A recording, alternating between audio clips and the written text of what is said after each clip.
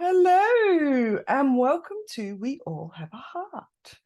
Today we have a special guest, Kat Barlow, from Empowerment Ethos, and I'm just going to read a little bit about her and we will then get to our interview. So Kat Barlow is the founder of Empowerment Ethos. She works with parents of kids with disability, diagnosis and diversity to support them and their children to live a life without limits, by helping them discover the joy and peace in what is instead of what should have been. Love that. She is an empowerment strategist, neurodiversity advocate, researcher, speaker, educator, mum and carer, and lover of tea and biscuits, and my soul sister, who I love with all cells of my body, is my first person to come on today, and I'm so excited to chat to you and learn stuff from you, because I always learn. We just had a 15-minute chat and I already learned stuff from that. So I'm back at you. That's why our chats are so awesome. I know. So welcome to my new podcast Thanks for having and me. being my number one, because of course you had to be. Thank you. And I'm sure we will have Kat here many times, but this is the first time, and I just wanted to say thanks. Thanks for having me. It's awesome. I'm very excited. And Yeah. I will reassure anybody watching that this is not my real house or my pretend books. I promise I'm not that tidy. And that's why I have a backdrop, because you've just got to focus on what you're good at. And tidy's not one of them. So, Yeah. yeah. Yeah, it's like I said to Kat before, I put a tree here so I could hide what was behind the tree, which is some books. Yeah. Yeah. Be reassured.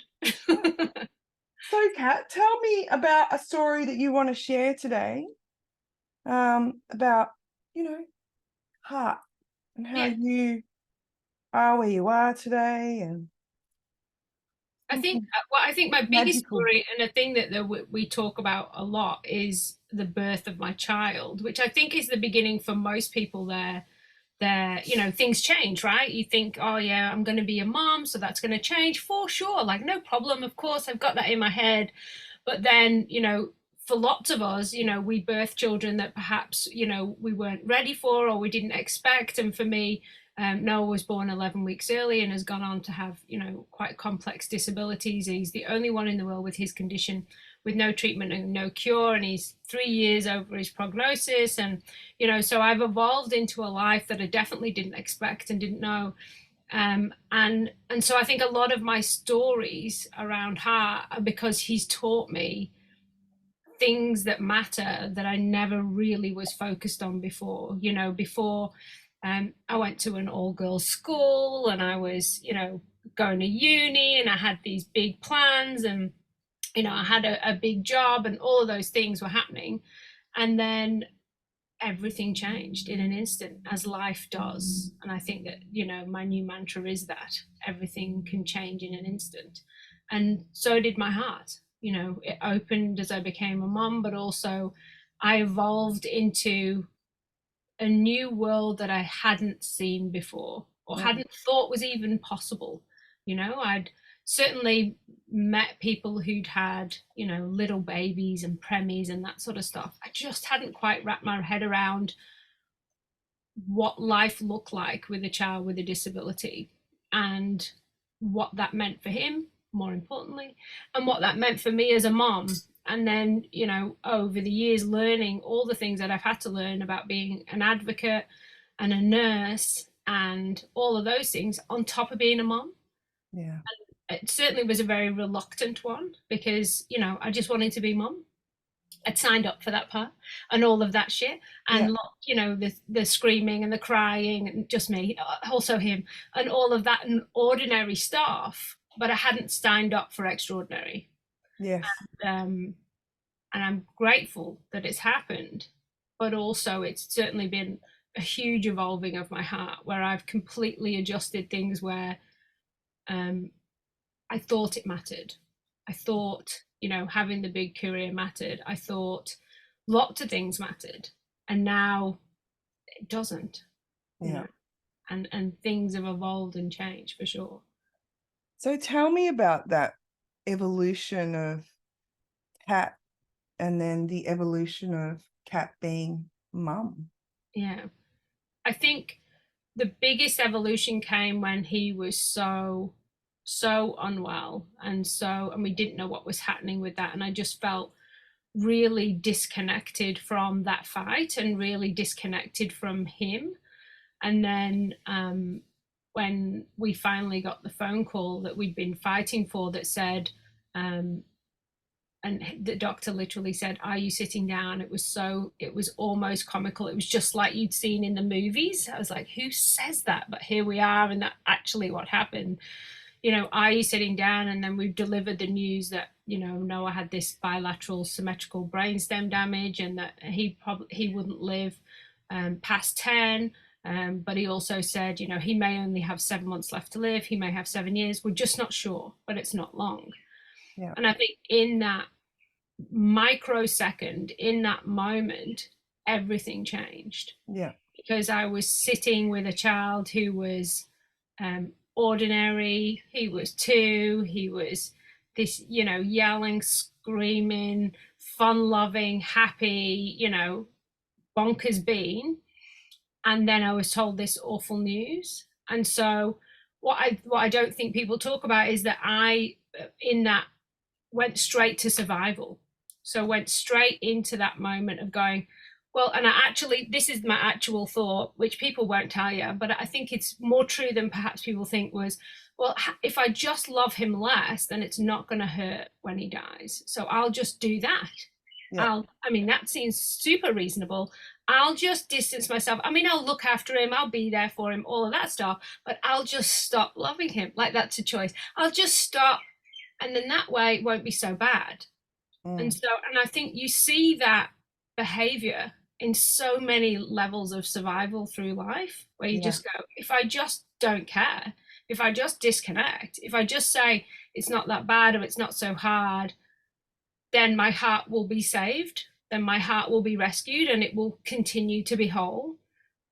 But I think it shows up in like all parts of life, doesn't it? Like, yes. You've got abandonment issues as a child, and it shows up when you have a partner, or you're working in an environment where there's like a team environment, but you're like, I can't give my 100% because I've got to hold myself back because of a so fear. many of us disconnect for all sorts of reasons, right? Exactly.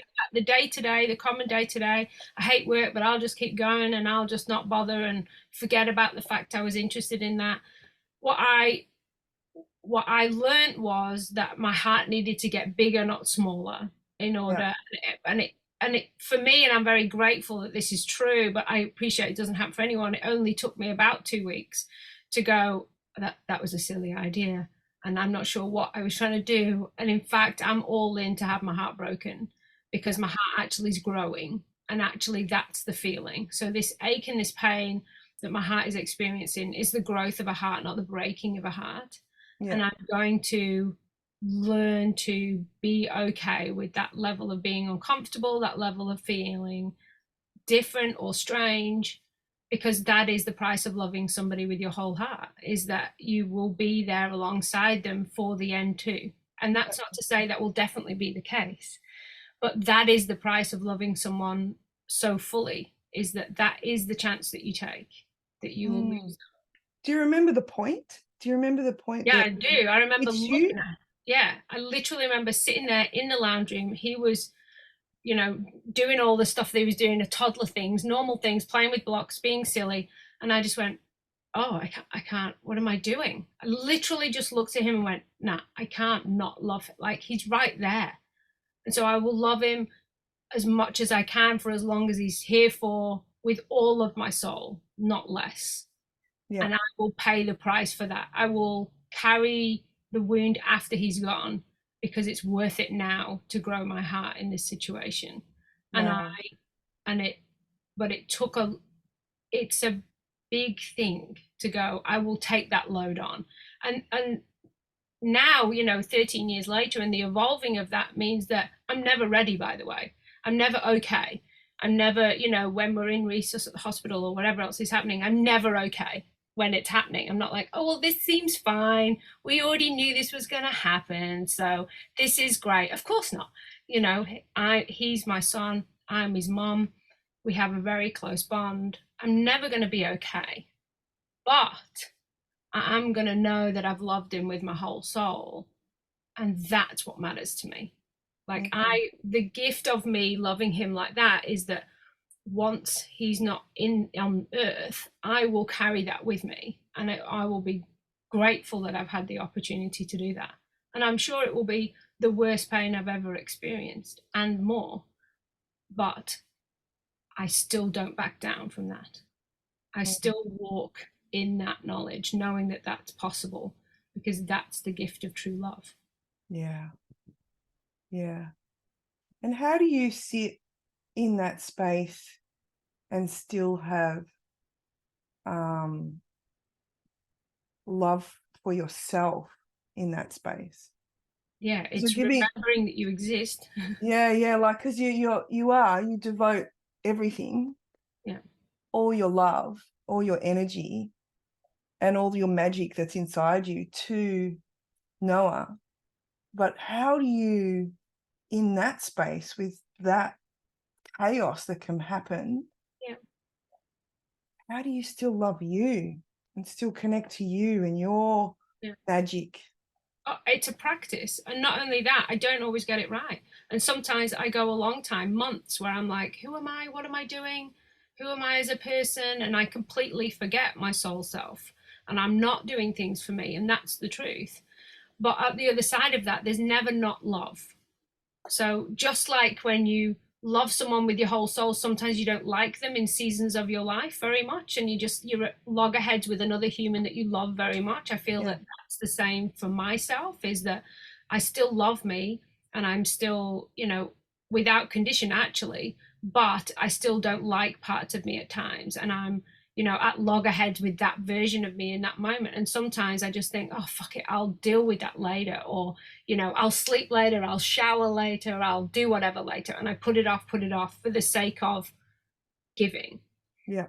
So I definitely don't get it right all the time. There's no question about that. But I think for me over the years is my constant thought of who will I be after and how will I survive this? And so I have, made sure that I have practices in place to survive this now, and to survive it well, by meditating and by shaking it off and dancing around to silly dance tracks and walking every day and doing that sort of thing, which really keeps me on an even keel with my mental health. And when really big things happen, or I find myself like deep in fear or deep in whatever feelings happening, I don't go, I already know that's an emergency.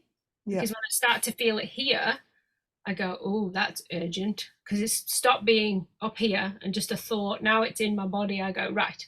So now that's urgent. So I literally look at my week and go, how can I fit this in? How can I walk? How can I do? And I have like a list of things that I do that don't rely on anybody else, that don't need any money. I can do it anywhere from ICU at the hospital to my house at home when things are awesome. And I just make sure that I have those set practices that I keep doing that bring my soul joy. And sometimes I audit. So like when I get to the end of the week and I'm like, why do I feel so horrible? Like, what is that? What is that feeling? I go, right, well, I think that's because I've not done any singing, or I haven't done, and this isn't for everyone, right? Or I haven't played my guitar and didn't do any painting. So therefore, all of those feelings are still stuck in me. So I'll do something about that. But the love for me has been something that I've grown and evolved into and I think that's become a big part of being a mom. Because I certainly didn't have it before, and I've been in circumstances before where I've definitely not shown any love for myself at all, and in fact would have thrown myself under a bus rather than done something about loving me. But now I understand that if I don't love me, how can I teach love? How can I show love? How can I want to be the fullest cup, so it's brimming over, so that it's spilling onto other people, not as it was before, when I was all people pleaser and I Yeah. had nothing left to give, but I was still giving from this, husk of myself going, please take my soul. That sounds perfect. And was feeling awful. Now I try and do it the other way. I say no a lot. Mm. A lot. Yeah. To have that sanity, to have that Yeah. ability to just sit, sit and be at peace. Yeah. Yeah. Yeah. Because Yeah. it came from a place of people pleasing before, right? And I know me and you've talked about that. And, I would talk about being a recovering people pleaser. And the voice is still there for sure. Like if somebody says, will you like cater for this party for 20 people? Don't do it as often anymore. But, like big things. Yeah. Like before, I would feel sick for saying no. Like, oh, I'm awful. Those people will suffer without me. That somehow by not being the gift, all of a sudden I'm actually destroying people's lives. And now I see it as giving other people the opportunity to step up in a place where perhaps they wouldn't have before. And I'm super okay with saying no. And it's Yeah. very quick and the feeling isn't there anymore at all. I just go, I can't, but thank you for offering. And it's Yeah. done. It's gone. So what if someone was in your situation, right now, and they don't know how to move from not giving all their love, Yeah. right? Like what does not giving their love look like in the first place? And then how can they shift that? How can they, like, what type of things would they do Yeah. to move through that? I think for a lot of people, it's accepting the life they have and not the life they thought they wanted. Mm. So, Hang on, say that again. accepting the life that they have instead of the life that they thought that they wanted. Yeah. And a lot of that is that without the acceptance, we sit in, oh, but it's not fair. Yeah, but it's the yeah, but it's not fair. Yeah, but everybody else has it easier. Yeah, but this doesn't happen for everyone else. Yeah, but. Now, that's not to say you don't get to feel sad or pissed off about some of the things you're experiencing. Of course you do. It would be really strange and unusual to not feel those things, and you should and you get to. But getting stuck there and over here in that position means actually you're not open to the life that's right in front of you and the things that you're experiencing. So for me, I just got super good at being present, super good at looking at the moment and going, okay, yes, brain, I appreciate this isn't what everybody else has or sees or whatever, which again is made up because we've no idea what other people are doing. We just Yeah. make shit up, right? Yeah. And I say to myself, if you're going to make up a story, make it a good one.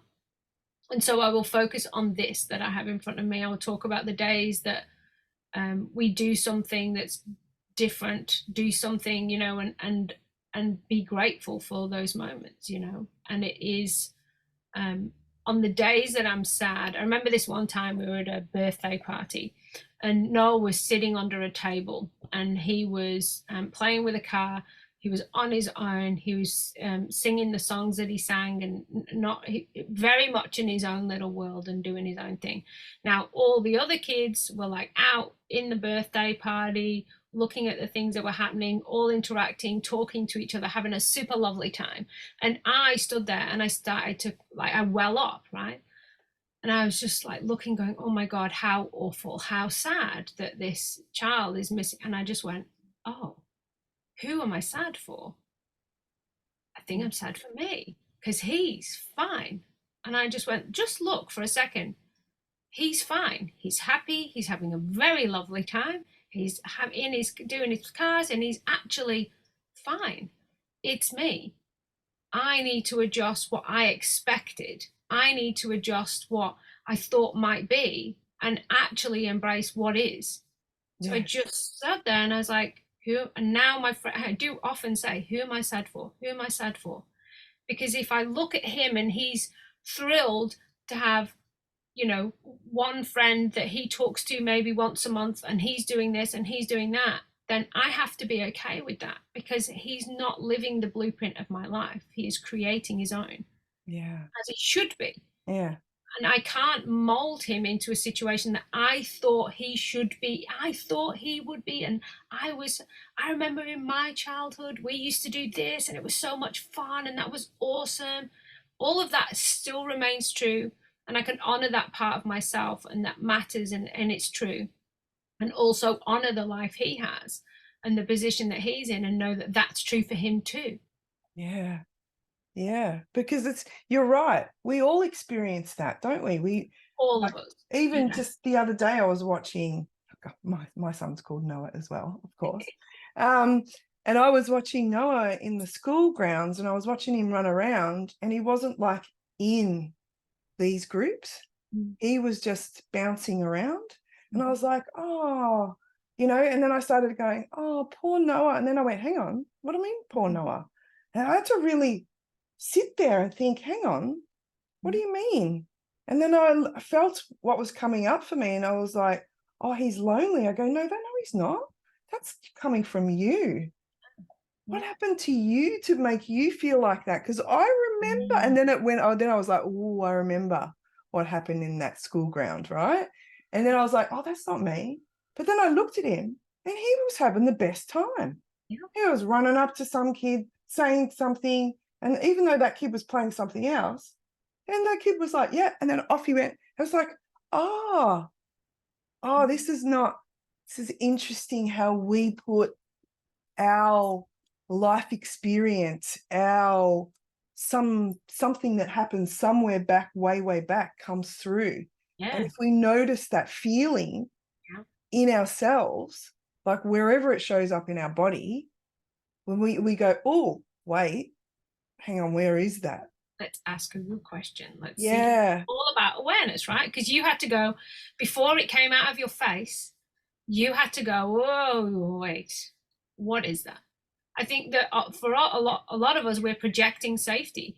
We have safety in whatever we've learnt, even if whatever our childhoods were, it's what we've now learned as grown-ups is acceptable for us in order to feel safe and secure and whatever else. And it isn't always what they experience, as their safety and their security. And so before we project this thing that we have inside us, just take a moment to go, is that true?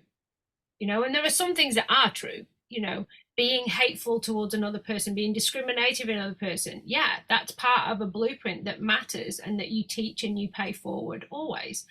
But there are those moments, exactly that, where you just go, am I projecting something that's not for me? Is there something for me to evolve through here? Do I need to grow my heart in this way in order to make room for what this truth is in front of me? It's that moment. It's catching that moment, isn't it? Catching that moment that's come up in you, either in your head or in your body, because it does either both at the same time or one of, where you go, oh, hang on. You go to, oh, hang on, let me just pull back. Is this me? Yeah. Is this me? Oh, that's me. And it must come up like, well, we know it comes up with everything that we do, right?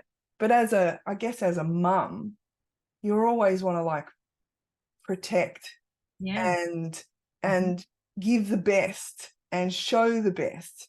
But sometimes we have to pull back in order to know, is that the best for our child? Or is that the best of what I think is right? And we all should be learning all the time, especially with Noah or with different neurodiversities or whatever. Or if their life experience is different physically, neurologically speaking too, then we are on a path of learning what that looks like. And we're on a path of learning, what matters to them, what's important to them. And we may think, I don't understand why they, something basic, need that weighted blanket. I just don't get it. I can't wrap my head around it. I hate that. I love to be free in the bed, or whatever our story is. But it's exactly the same for everything. We go, well, they need that weighted blanket, so therefore, and they love that. And so now I've learned something new. Isn't that interesting, that not everybody wants to feel like this? Oh, okay. And so that seems like a very base level, but actually it's the story of all things that we learn as parents, is that, well, what's important to them, what's on the other side of that, what's mattered to them, how, and their hearts are different to ours, right? They are, we give birth to them, but they're not ours. They come from us, but they're not us, and so there are and usually what I say to people I work with is that you've got to remember that little person in front of you is also part of that other human that either you live with or you've been around that drives you crazy. So there has to be parts of their heart in there too that you need to learn about, that perhaps you didn't before, that Mm, perhaps you hadn't fully understood or hadn't even been aware of because it had been so well hidden.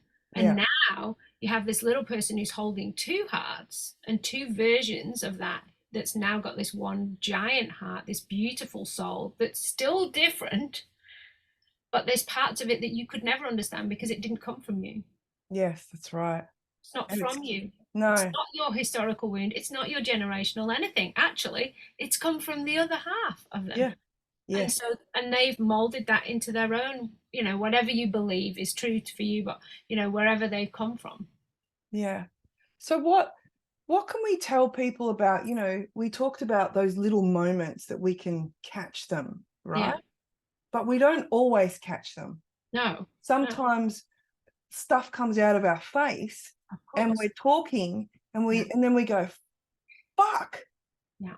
in the middle of it, or even at the end, and we go, fuck, I've just created something there.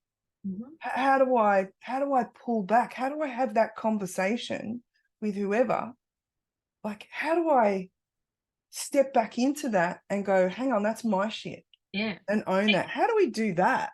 The greatest gift, I reckon, is to be okay with yelling plot twist in your life and doing something different, even mid sentence. And for me, it literally is plot twist. I used to work in movies, and so that's how, one of the phrases that I work with. It can be anything you want, but also being okay with doing that out loud and being okay with not always knowing or having the answer. So you could be mid, I don't understand why you put your shoes there. I've told you 900 times. And because that's, you're raw and you're tired and you're not a robot. And Yeah, so that's what's happening. yeah. And then as you're Or a saying, housekeeper. of course, Yeah, as you're saying it, and that's the burden and the layers of a million other things, right? And as it's coming out of your face, you go, okay. So I'm just gonna plot twist this because I realize now that I'm tired, I'm exhausted, I haven't slept, I didn't walk yesterday, and that's not on you, buddy. But here's what I'm gonna say. It's shoes next because I'm not in a place to walk this route with you. That's it. That's mm, it.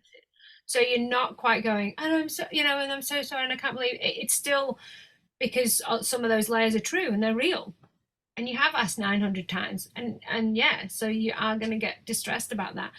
And so I think I use the word plot twist. I literally just go, oh, plot twist. And no one knows it now, to the point where if we're in an disagreement about something, then I go, can we just plot twist this?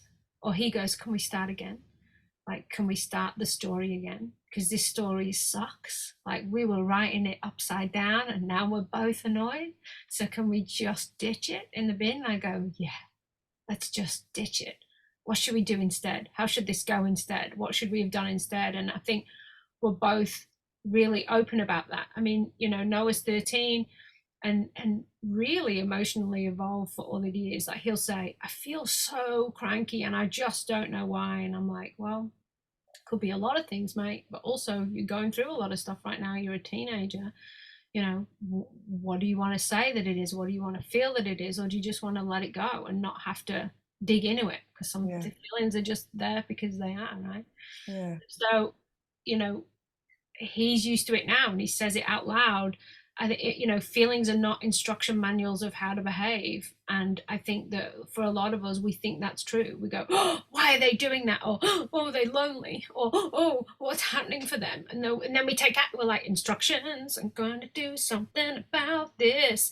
And for me, I'm like, okay, if you're still annoyed in 3 days, if you're still annoyed in 2 days, whatever your thing is, it might be an hour for you. If you're a good regulator, I'm not, I'm a ball of fury. I need 2 days, right? So I just go, especially now, perimenopause, thanks. So, I need 2 days to chill out.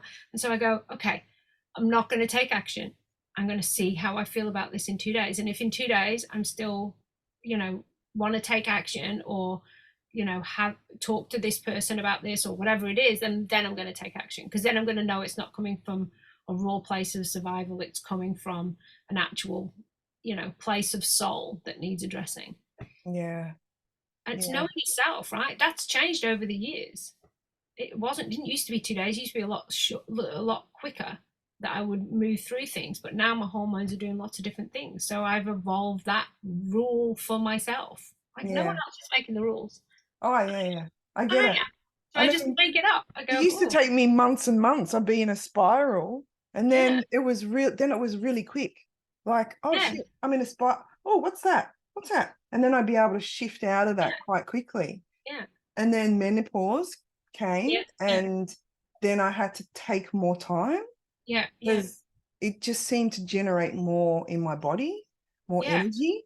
Mm. And then now that I've passed the menopause and back into some form of normalcy in my Yeah, body, I'm like, oh, I can go back to being quicker. doing the, processing quicker. Yeah, and some But things are quicker. Like if it's just to do with me personally and doesn't affect anyone else, I'm super quick to process that. But if it's to do with Noah, that's a whole other thing. Because it wakes a mama bear that I have evolved and grown like a scar and a scab that has got layers to it because yeah, I've had to be in protection for him actually in real life, in real story, and I have been as a mother. And yeah, so there are layers to that. So if I feel that, if he's being picked on or if he's being bullied, that takes longer for me to process because my mama bear scar instinct goes, oh, I will kill everybody. yeah, yeah, And then I go, okay, that's big feelings. You should probably go for a walk. You should do this. But sometimes the end of that is that needs addressing. That's yeah, not something that, now we need to take action. But I know now that when I'm taking action, it's from a place of peace, from a place of resolution, from a place of solution, not a place of everybody sucks and not everything like that, which is how I begin. I think yeah, the issue starts with people think you should be able to bypass this part. And it's not true. Like you may be able to do that part in 10 minutes, and that's awesome. You may be able to do that in 2 days. You may be able to do it in a month. yeah, Whatever your timeline is great, and yeah, that is your timeline as long as you're aware of it. yeah, But I think that people think, oh, I heard this really awful thing and I should have jumped straight to that. It's like, well, you bypassed grief, pain, distress, human.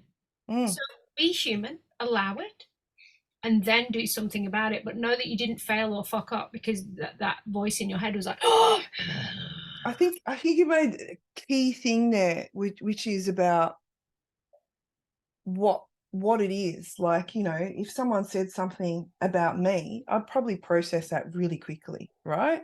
yeah, But I'm probably very similar to you. If someone says something, and this only happened maybe 3 days ago, someone said something to Noah and it was inappropriate, and I flared, like nostrils flared, my body flared. I felt myself go into fight or flight, and I am a fighter. So, naturally I just want to go, yeah, right? yeah, Spew my vomit of angriness at somebody. But I've evolved slightly in my life. And then I was like, what's that?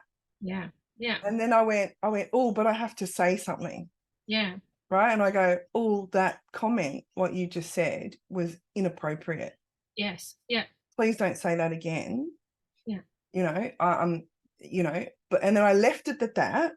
yeah, But I have had to process in the background quickly, that, yeah, and I had to have time out from everybody yeah, and sit in my own stuff and go, what was that?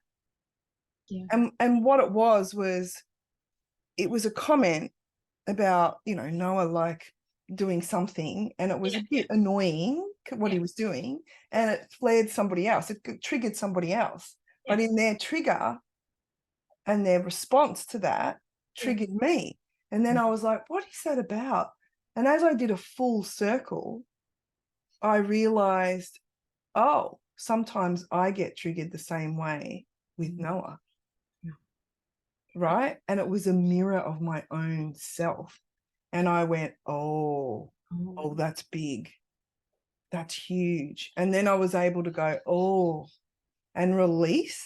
mm, And I thought, far out.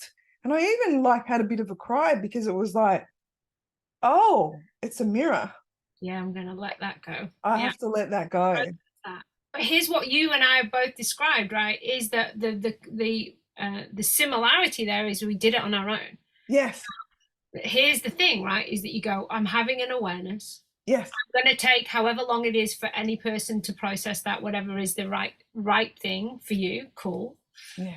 But here's what I see happening a lot, and I think is a really big deal for moms, is that people recruit others in their anger.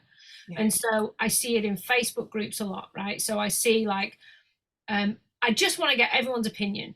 Oh, this person said this to my kid at school, what, and I feel really angry and really annoyed, and this person's awful, and this. What do you think? And then sometimes you get 50 or 100, 200 comments, people going, I would have taken them down. I would have, screamed in their face. I would have taken my kid out of school. I would have. Now, what you've done is recruit other people's pain, recruit other people's generational trauma, other people's survival instincts, and everything else. And you've made it part of your story. Yeah.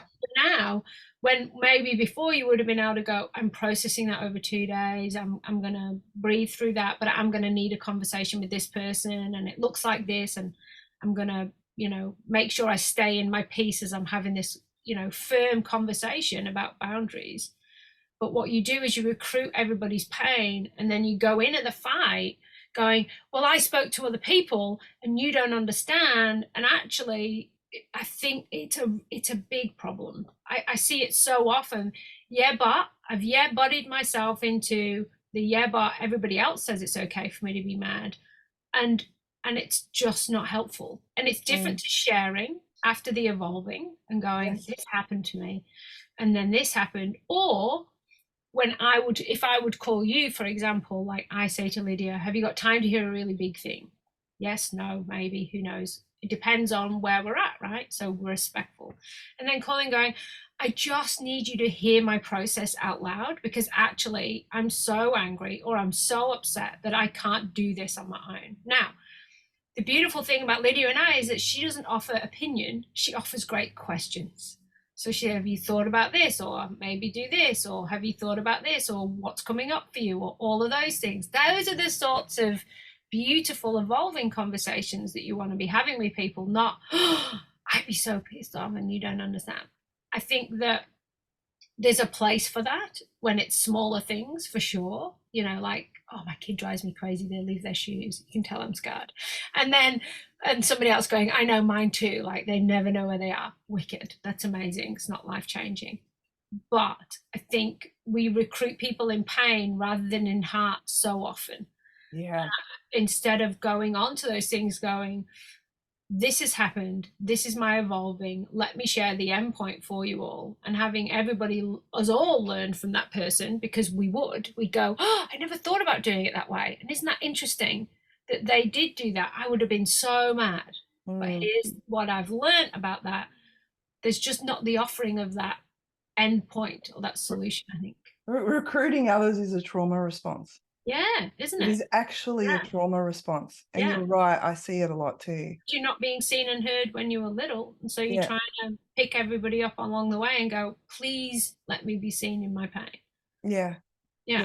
And it's like, I need my voice to be heard. That this isn't fair.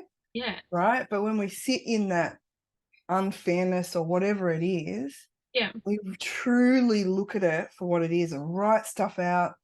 And even get to the core of things, we realize that it's either a mirror, it's something that we fear and we need to hide behind it. There's a whole, like, there's so many things it could possibly be, but it does come from us. And that's not to say things are unjust in the world, because they bloody are, right? And there are cruel individuals in this world, but how we respond to it from ourselves is the difference. How we feel it in our bodies, what reactive state we come from.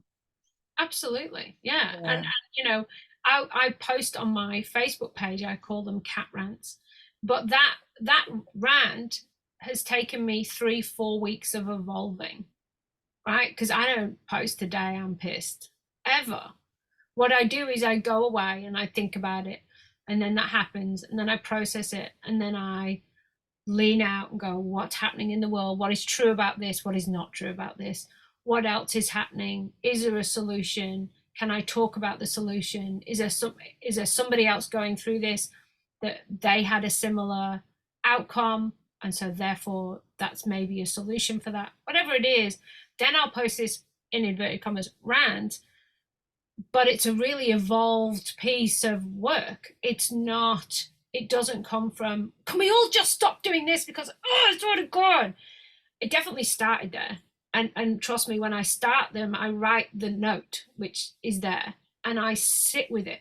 I have these titles in my head, which is a beautiful ADHD thing, right? Of rants that I'm still not there with yet. Like that, maybe I never will. Maybe it because and sometimes if they're not out there, I think, well, maybe that's just something for me to evolve through. And I'm going to get to do that, but the evolving of that is in my head a title of a story, because that's how my brain works. A title of a movie, a title of a something. Yeah. Go, right, what am I evolving through? Is there education here? Is there something for us all to learn? Do we all need to have this story? You know, one of my rants was about saying, if we say to people, as long as they're healthy, what are we actually saying to people? You know, are we actually then disenfranchising moms before they begin, that if they birth a beautiful child who happens to have a disability, are we saying, you fucked up, or this is bad, or this is wrong, or I'm so sad, or that's so awful for you, or I'm sorry? I heard more I'm sorry than I'm congratulations. And so that evolving came from me being super cross about it, Yeah. but into something that's been published a lot of times, and people going, if I had the words, and I'm so grateful you said that. And because it didn't end with a rant, and it didn't make ables, so people without disability, didn't make ables like me feel cross, or like they were being picked on, or like they were being told off, because that's not the intention. The intention is, I've been able to see both sides. I don't know what it's like to have a disability. I know what it's like to have a neurodiversity. And here's how I've grown my heart, knowing that this is what I've been witness to. Here, let me share this information with you. But it's really interesting, because the topic, you know, we talk about everyone has a heart, right? Yeah. And what you're doing in your processing through writing and your topics that are in your head is everyone has a heart. And you're looking at all the sides of that heart. Yeah. Yeah. And what really matters, you know, which is, you know, everybody, exactly as you said before about Noah, right? And people may have different experiences, but everybody has feelings. Everybody has the same things that they want, or that they need: to be seen, to be heard, to be loved, you know, to be safe. And so, and that looks different for everybody, for sure. 100% it does. I think we discount that so often for other people. Go, yeah, but it's different for you. It isn't. It's the same, you know. And you know, I talk a lot about those things evolving through other people's hearts, and my experience of being witness to things that I haven't experienced. But it's a deep witnessing when you're the mom. Yes. You have the capacity to not feel sad and sorry for that person, but instead go and revere who they are. And revere, you know, everything that we've learned because of who he is, not because he's less, but because he's different. And that's a great thing, because there's a million things I never would have understood. I would still be taking so many things for granted. Me personally, not all humans, me personally would be taken for granted because of what I was told mattered and was important. You know, I'd still be so concerned about some things that to me now don't matter at all. Like they're just not on my radar. I don't care. Yeah. And it's like, because I know you, there's things that have happened that I've in your life, and particularly around Noah, that you've gone, okay, well, that's not good. You know, it could be a diagnosis or something, his body shutting down in some way or form, and you've gone, that's no good, but the focus has to be here. And you've shifted from this, say it was a diagnosis, let's just put it in that term, right, that box, and you've gone, okay, I'm going to look at that and the end result that I want to get Yeah. is him being a little slightly healthier or whatever, right? Yeah. Functioning a little bit better in his Yeah. heart, for example, right? Yeah. Yeah. And you've been able to do that by going that way. Yeah. How did you do that? What magic do you do You taught me to a lot of create that, that? right? And the constant reminder from you of going, are you in the end result of that? Are you in the, which I know we've learned from others, but that's the ripple in the layer, isn't it? Of going, what have I learned around me that's going to be useful in these moments? Like, what have I taken on board that actually is going to support me? But honestly, and as much as, you know, this sounds like the worst Disney movie ever, I have learned from Noah. You know, I've been witness to things that I still don't understand. Like, Noah had another stroke in September, a really, really big one. This was his 10th, and he became legally blind. So he's barely got any vision, and his eyeballs don't move. That's a big deal. I genuinely, with my soul, he evolved through that so quickly, like so quickly, and I wouldn't be that happy about it. I wouldn't. I'd still be so deep in grief and really pissed off, actually. And that's my awareness about me, right? And Yeah. so I'm really mindful to not put that on him as well. Yes. Be like, why are you not really pissed off? Now, that's not to say he was not sad or angry or pissed off. Absolutely, he was 100% and terrified. Yeah. Yeah, because without that, I'd be worried. Like, if I did not see that in him, I would have been really concerned. Yeah. You know, Noah sees a psychologist, and we talk to people all the time because everybody should, right? Yeah. Everybody should be talking to someone. But the way he evolved through it and the things that he says and does is to me, I just go, oh, that's how humans work, you know. And he's like, honestly, he's like the next stage of evolution in resolving things for himself or coming to terms with things for himself, and it isn't ignoring it. Yeah. It isn't. Now, that was my fun thing. Just ignore it. Just go away. Just pack that up in a little box and put it at the back of my brain and forget that exists. Yeah. That's the way to deal with things, isn't it? Right. And so that was my learning and my lessons, not for him. Right. So he's very raw. He's very open. He talks to everyone who'll listen about it, but in a processing way. He'll say, I want you to do this. Please don't talk to me like that. I can't see you. But if you introduce yourself with your name, do this. Please do this, blah, blah, blah. He works out very quickly what he needs and what is acceptable for him, you know, and what that looks like. And then he's just okay. Yeah. You know, like, far out. He's known both worlds. It's not like he was born with that particular part of his disability. It's something that has evolved. You know, in the last year, he's gone from being able to walk and move around and see to being a paraplegic, not being able to move, and now not being able to see. I mean, how are you cheery and jolly and still, but he grows his heart. You know, he grows that. And also, we've spent 13 years every single day talking about being different, not less. Yeah. So he doesn't feel like he's lost a part of himself and that somehow he's less now. And that's been a really big deal. You know, yes, it's different again, but it doesn't make you worse or somehow, you know, we all now need to do this. He doesn't feel that way because that's not what we've demonstrated. He's not less of. No. In fact, he's more of, because Yeah. he's evolved again. Yeah, and we're always around other people who actually get it, because I don't. I'm able, and so no, I don't get it. I empathize and I can be an ally, but I can't understand. It's not how it is. Yeah. But you know, I make sure that Noah's around lots and lots and lots of people all the time who do get it and who have been there and have all different types of disability, but also came to their disability in different ways. Some who were born with their disability and some who've evolved into that over time and their process too. And I ask great questions, you know. As we become friends, as we become space, please don't ask people with disability in the street how they got disabled. Please, dear God. But what I'm saying is, as we became friends, and I go, well, how did you do that? Is there something that you should think I should say to him, or is there a way? And I think the other thing is that I'm always open to learn, like always. I do not have an ego around learning about him.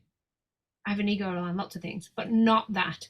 So if somebody came up to me tomorrow and they were 6 years old and they were like, have you tried this? I go, oh, I don't know. I haven't. That's really interesting, because I don't know.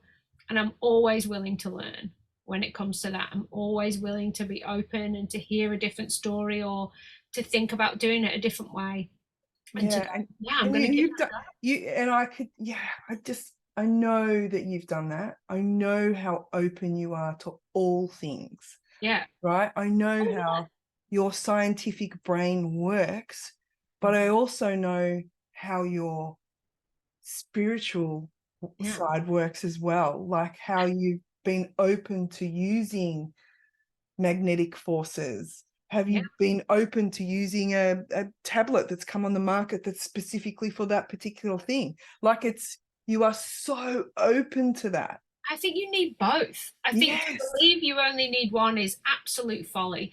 I think, to be fully in spiritual and completely discount science is bonkers. And I think to be fully in science and discount spirituality is bonkers. I think to have a really healthy manage of both, like Noah is the one who will be sitting up, he goes, still does this, he goes, smudge me. I've had a nightmare, smudge me. It's like, okay, cool. So he knows, right? And then this is the kid who's like, shall we get a different this, or shall we increase this medication, or do you think this? So again, we're fully open to the spectrum of healing and all of that looks like. And he meditates and he does breath work and he does photobiomodulation, red light therapy, and he does blue light and he makes sure that he has, so all of those things are happening. And we see physicians who are absolutely, 90% of the reason why he's alive because they listen and they hear and they adjust medications and they're incredibly good at what they do. Yeah. So both of those things exist in tandem powerfully at the same time. But Noah takes ownership of what he does too. So Mm. you'd be like, I'm going to get on red light. I'm going to do this. I'm going to meditate. I'm going to go to bed and put this music on. I'm going to do this. He was dancing yesterday with his physio. He's like, I don't want to do physio. Let's just dance. And so he doesn't stand. So his physio was holding him up and they had music on and they were stomping to the music and he was holding him up to do it because that's where he feels like he's at. Yeah. But also, he'll say, I mean, how wonderful to have a 13-year-old who goes, I'm so ragey right now. I don't know if I'm being a teenager or if I'm being hungry or if I'm just having big feelings. I go, you don't need to know. Just sit with it. It'll work itself out, or you'll figure it out, or you'll say something, or he'll, and he's open and out loud about it, Mm. instead of being somewhere else going, I hate the world, which I'm sure he feels at times, right? Yeah. And he gets to, by the Yeah. way. Yeah. And so he's evolving and growing, and I'm evolving and growing. But the way I see him so powerfully just go, okay, and adjust, like I genuinely have never seen anything like it. I just don't know anyone who could have gone through all of the things that he's gone through. Not in my life, I don't mean in the world, I'm sure there is, but I'm saying I don't know anyone in my world who's had so many profound things happen like that, really big, big events, and gone, okay, yeah, I can't walk anymore. I'm just going to do that. Yeah, that's fine. We got him a standing frame so he can be in it, so he can be moved from room to room because he can't take steps. And he calls it parcel delivery force and he yells about it and he's like, get the parcel delivery, let's go. And he goes quite quickly into a story that is helpful and peaceful and, and not, oh, well, like, and he takes stuff on the chin. Like he can't go to the water park with his all the kids in his year are going to the water park next week. It's just not a possible thing for us right now. Yeah. And I'm all about doing all the things, by the way, as I you know. know. So if he goes, I don't think it's a good idea, and I go that, then we know it's not a good idea. And he just goes, okay, like that's it. Yeah. I mean, yeah. Yeah. That is truly being okay, being aware of where you're at and not what Yeah. used to be. Like Yeah. even 2 months ago used to be, not like 10 years ago I got stuck. I mean, I have been stuck in my stories, for things that happened 20, 30 years ago until I became aware of them and Yeah. then evolved through it. He's not even stuck in something that happened 2 months ago. Yeah. He's a high processor, isn't he? Yeah. He always has been, though. I think he's just so used to it. I think Yeah. when you've been gifted a life of great adversity and the point where you've had, so many things happen in succession, and when you're a child, it's your ordinary and your normal. And so you Yes. either learn survival and hiding, or you have somebody alongside you who's willing to go, how do we grow our heart? How do we do this? How do we learn what love looks like in this moment? What does healing look like in this moment? What does Yeah. peace for you look like in this moment? Mm, And we do, and we keep moving. mm. Amazing. I think Amazing. as long as life, as soon as life is evolving a state faster than your nervous system can handle, that's when it's time to take action. But life will always be full of adversity, always have big things to do. And I think the greatest pain in healing is that people think the pain stops, or the stress stops, or the sadness stops. And that's entirely not the point. Healing is learning the skills in order to be able to deal with some of your greatest adversity you'll ever experience, the greatest sadness you'll ever feel, the greatest grief you'll ever go through. But you'll have the tools to be able to do that. That's what healing is, not never feeling shit things again. I'm sorry, but Yeah. you're not a robot. It's not going to happen. It's like when people go, oh, I'm awake, I'm fully in this woke state. And it's like, okay, yeah, for now, but you're a human, because tomorrow you're going to stub your toe and you're in pain, or someone's going to say something, or something is going to happen, because we're human. Life is like that. Life is like that. And it's the way we react for ourselves. And it's so true, isn't it? Like, it's the biggest narrative I see. I thought I was doing so well, and then this happened, and now I feel awful again. It's like things are going to happen. Healing is not feeling shit. I'm sorry, but that's just not how that is. And sometimes in one day, you'll feel great grief, great pain, great distress, all those things. But the healing version of you coped with that. The healing version of you was able to breathe through that, or know you needed to breathe, or know you needed not to punch somebody and to take a big deep breath, or know you needed to. That's what it is. That's what it is that we all have this raw, open heart, and is what we do in those moments that decides whether we add joy to that heart or whether we add pain and distress. Yeah, that's right. How do you want to live your life? Choose. Yeah, choose. Yeah, you've got a choice. Do you want to live in the sorrow, the fear, the angst, the whatever, or do you want to live from, your magical state, your heart, your your being, and be able to shift yourself? Yeah. And that's it. And we'll be shifting yourself every day. Yeah, absolutely. Because it's life. Yeah. The never-ending evolving state of your heart. Yeah, I love that. Cool. All right, Miss Kat, thank you so much for coming on. I love you with all my heart. Thanks for having me. Love you. And thanks everyone. Thanks for tuning in, and we'll see you in the next episode. Bye. Did it stop? So I just forgot to say something, which is, Kat, how do we connect with you if we want to chat to you or come to you and get some advice? So you can find me on Facebook at Kat Barlow Empowerment Ethos, or on the internet, www. Do people still say that, or am I just really old? No, people still say empowermentethos.com, or on Insta. Send me, which is Empowerment Ethos too. Send me a message, reach out, say hey, send me a joke. I'll put the links there too, so they can link in to connect with you. Thank you very much. Bye. Bye.